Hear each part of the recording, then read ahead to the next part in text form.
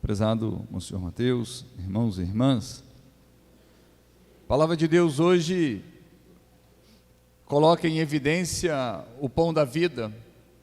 Tanto a primeira leitura quanto o Evangelho, a gente vê a figura de Elias, um grande profeta, um grande homem de Deus, mas que por um determinado momento o profeta se sentiu esgotado, porque era perseguido pelo poder, era ameaçado de morte pelo poder.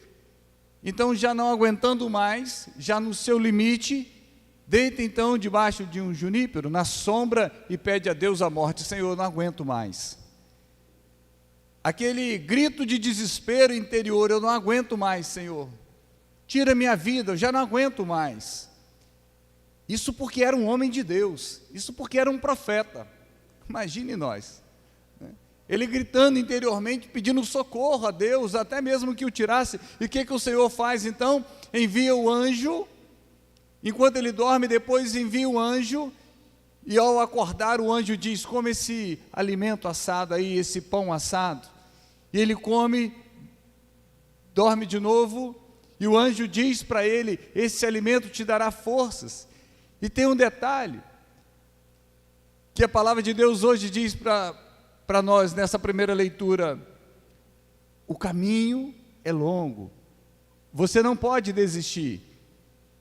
Muitos encontrarão dificuldades pelo caminho, assim como o profeta encontrou, mas o Senhor diz: ainda tem um longo caminho a seguir, e é isso que eu digo para vocês, isso que eu falo para vocês nessa manhã. Existe um grande caminho, um longo caminho para seguir, que nós não podemos parar. Talvez muitos estejam pensando em que abandonar casa, abandonar família, abandonar marido, abandonar a esposa, abandonar o emprego, abandonar a igreja, abandonar as pessoas, abandonar tudo aquilo que está ao seu redor. Por quê? Porque está no seu limite, porque está esgotado. E a segunda leitura vem dizendo que nós muitas das vezes estamos cheios de irritações, cheios de maldades que nos cercam, cheio de coisas que vão contaminando, que vão colocando impurezas na nossa vida, mas nós precisamos de algo que nos liberte de tudo isso. E o que nós vamos fazer para que a gente seja liberto de tudo isso? Desse sentimento de autodestruição, desse sentimento de derrota na nossa vida, desse sentimento de entregar os pontos, de dizer que não dá mais? É a Eucaristia. A Eucaristia é a força que vem do céu. A Eucaristia é o alimento que nos coloca de pé novamente. A Eucaristia é o alimento que nos dá força novamente. A Eucaristia é aquilo que nos faz prosseguir sem desanimar, sem pensar em desistir. Por isso que nós devemos ser pessoas eucarísticas. Por isso que nós devemos ser pessoas adoradoras, que se coloquem diante do Santíssimo Sacramento, em adoração, em silêncio, em escuta, para saber aquilo que Deus quer falar para você, para fazer aquilo que, ou melhor, para que Deus possa dizer aquilo que você deve fazer, de que maneira deve fazer. Mas nós estamos buscando informações em tantos lugares, e às vezes não buscamos aos pés do Santíssimo Sacramento. Por isso que nós devemos alimentar a nossa alma. Mas a gente tem vivido num tempo onde a gente tem se alimentado de tantas coisas inúteis, tantas coisas fúteis, tantas as coisas que não vão nos levar a nada. Alimentos mentirosos, alimentos que fazem mal para cada um de nós. Quantas crianças hoje já estão sendo contaminadas por informações maldosas, informações eróticas, informações sexualizadas, informações onde os valores são inversos, onde olhar para a igreja daqui a pouco vai ser uma aversão. Por quê? Porque estão se alimentando de informações que não deveriam se alimentar. Quantos jovens estão perdidos? Por que os jovens estão perdidos? Porque estão sendo atraídos por informações, estão se alimentando, estão colocando para dentro de si, da sua alma, do seu coração, coisas que vão desvirtuando a sua vida. Para nós, o centro de todas as coisas é a Eucaristia.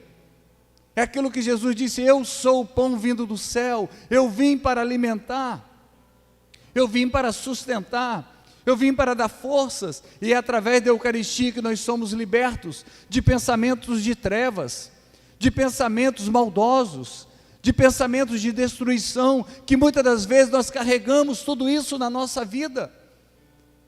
Por quê? Porque sofremos influências.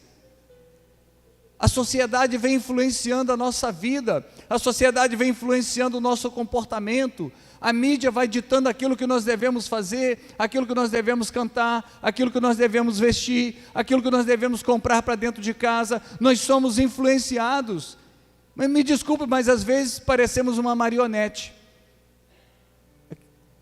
Uma marionete onde brincam com a nossa vida, fazem o que querem da nossa vida, mas sabe por quê? Porque nós permitimos, exatamente porque nós permitimos, porque nós deixamos, porque a gente acha engraçado, porque a gente acha bom, e depois a gente chora, depois a gente colhe os frutos, porque nos alimentamos de coisas ruins na vida, porque permitimos que o nosso coração e a nossa alma se alimentasse de coisas que nós nunca deveríamos ter permitido. E hoje Jesus vem falar para cada um de nós: eu sou o pão da vida. Eu sou o pão da vida, quem se alimenta de mim não morrerá, mas terá a vida eterna.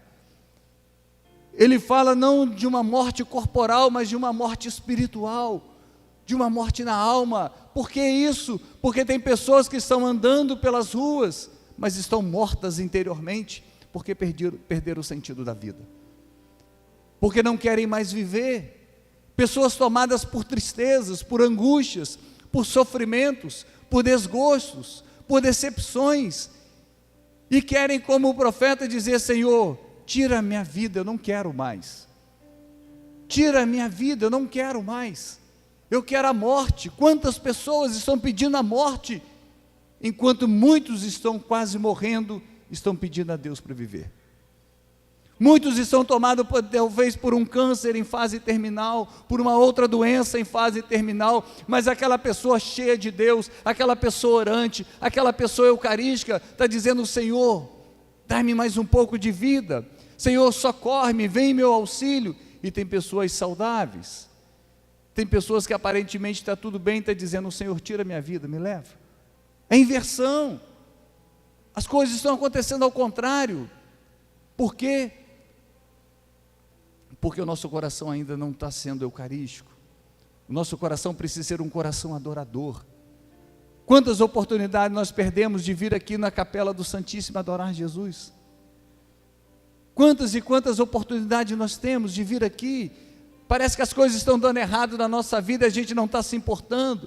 Parece que as coisas estão se acabando, parece que o mundo está desabando sobre as nossas cabeças, e a gente se revolta, a gente reclama, a gente chora, a gente entra em antidepressivo, a gente começa a ficar dependente de calmantes, mas a gente não vem falar com Deus, mas a gente não torna a nossa vida eucarística, a gente não abre o nosso coração para adoração, a gente não tem coragem de rezar, a gente não reza mais o terço, às vezes não reza mais o texto, não reza um rosário, não pega a palavra. É isso que vai alimentando, é isso que vai dando força para a nossa vida, é isso que vai nos colocando de pé, é isso que vai nos fazendo enfrentar os desafios da vida, os problemas da vida, as dificuldades da vida.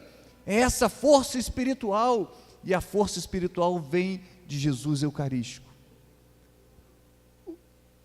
O que virá sobre esse altar daqui a pouco, quando acontecer a transubstanciação, ou seja, a transformação do pão e do vinho no corpo e no sangue de Cristo, é daqui que vem, não tem outro lugar, não tem outra força maior do que Jesus eucarístico, porque não é uma representação, não é um simbolismo, não é algo fantasioso, não, é Ele mesmo que diz: eu sou o pão vindo do céu.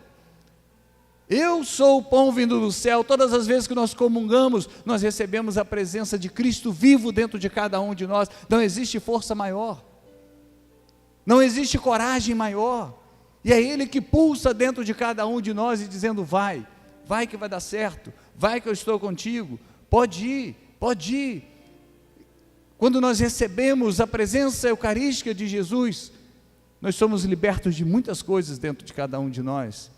Nós somos libertos de medo, nós somos libertos de incompreensão, nós somos libertos de contaminações espirituais, porque é a presença de Jesus.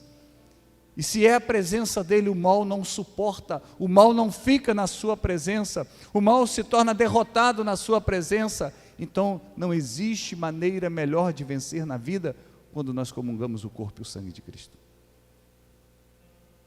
E é isso que nós devemos pedir a Deus, que nos faça pessoas eucarísticas, que nos faça pessoas que tenhamos um coração, uma alma com desejo de escutar Jesus, de ficar aos pés do Santíssimo Sacramento.